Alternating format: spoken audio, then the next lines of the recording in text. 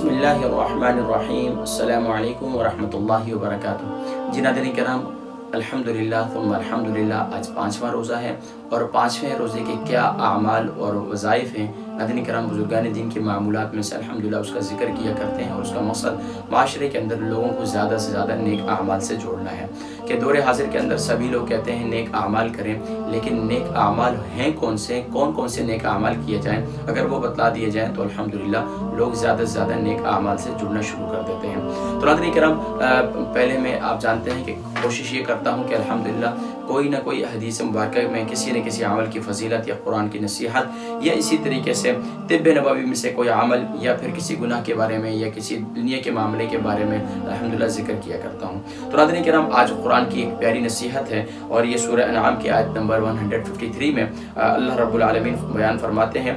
बिस्मिल्लाहिर्रहमानिर्रहीम। कुरान करीम में अल्लाह तबारक व तआला फरमाते हैं,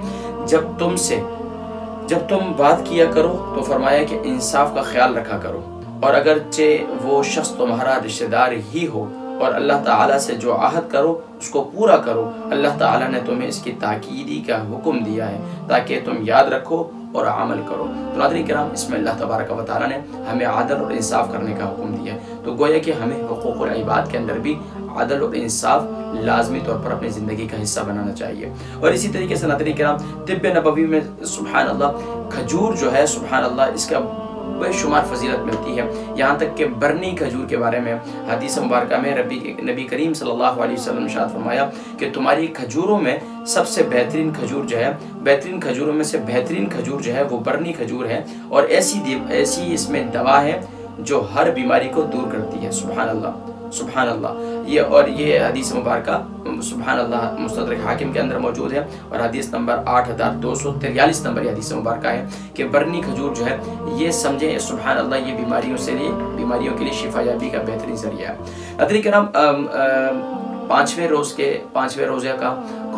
रोज़े में कौन से ख़ास अमाल और वज़ाइफ़ हैं उसके बारे में लिखा है। बुजुर्गान दीन के मामूलात में से मुख्तलिफ औराद और वज़ाइफ़ लिखे हैं, लेकिन सुबहान अल्लाह मुझे जो पसंद आया वो है कि सुबहान अल्लाह बाद नमाज फ़जर अल्लाह तबारक व तआला के 99 अस्माए गिरामी, यानी सुबहान अल्लाह अल्लाह तबारक व तआला के जो सिफाती नाम है उन्हें याद रखा जाए। और प्यारे करीम आका अलैहिस्सलातु वस्सलाम की हदीस मुबारक है, क़ाल नबी सल्लल्लाहु अलैहि वसल्लम, इन्ना लिल्लाहि तआला तिस्अतन व तिस्ईना इस्मन मन अहसाहा दखलल जन्नह व फी रिवायतिन मन हफिज़हा। सुभान अल्लाह, रवाहु तिरमिज़ी। प्यारे करीम आका अलैहिस्सलातु वस्सलाम ने इरशाद फरमाया कि अल्लाह ताला के अच्छे नाम हैं, और फरमाया कि तुम अल्लाह तबारक व तआला को सब नामों से पुकारो।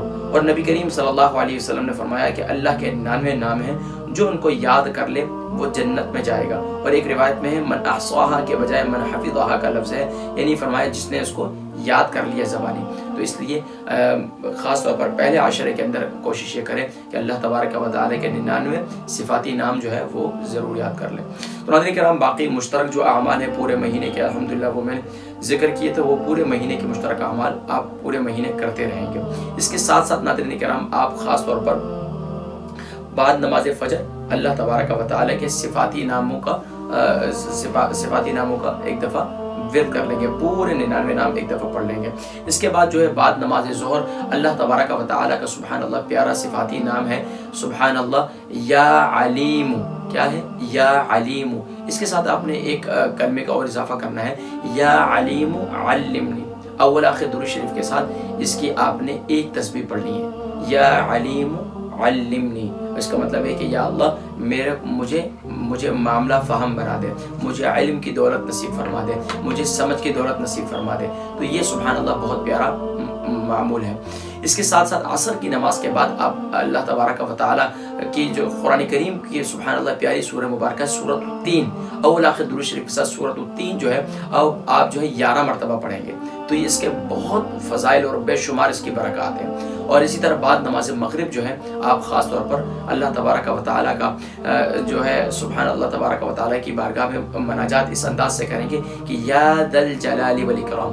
اول آخر درود شریف کے ساتھ یا ذا الجلال والاکرام آپ جو ہے وہ 71 ٹائم پڑھیں گے، 71 ٹائم یا ذا الجلال والاکرام پڑھیں گے، اور اس کے بعد جو ہے 3 مرتبہ دعا کریں گے یا ذا الجلال والاکرام، اور 3 مرتبہ اپنے دل کو اپنی تمناؤں کو حاضر کر کے یا ذا الجلال والاکرام خاموشی میں خوب توجہ و یکسوئی کے ساتھ اللہ کی بارگاہ میں دعا کریں گے یا ذا الجلال والاکرام، اور دل کے اندر پھر دعا کریں گے کہ یا اللہ تو میری دلی آرزو تمناؤں کو جو بھی جائز حاجات ہیں، پھر یا ذا الجلال والاکرام اس طریقے سے آپ 71 مرتبہ پڑھ کر پھر آپ یہ عمل کریں گے۔ اور اسی طریقے سے پھر بعد نماز عشاء اللہ تبارک و تعالیٰ کی قرآن کریم فرقان حمید کی پیاری سورہ مبارکہ سبحان اللہ سورہ نصر اول آخر درود شریف کے ساتھ آپ 3 مرتبہ پڑھیں گے، اور اس کے بعد اللہ کی بارگاہ میں دعا کریں گے۔ تو 5ویں روز کے کیا اعمال ہیں؟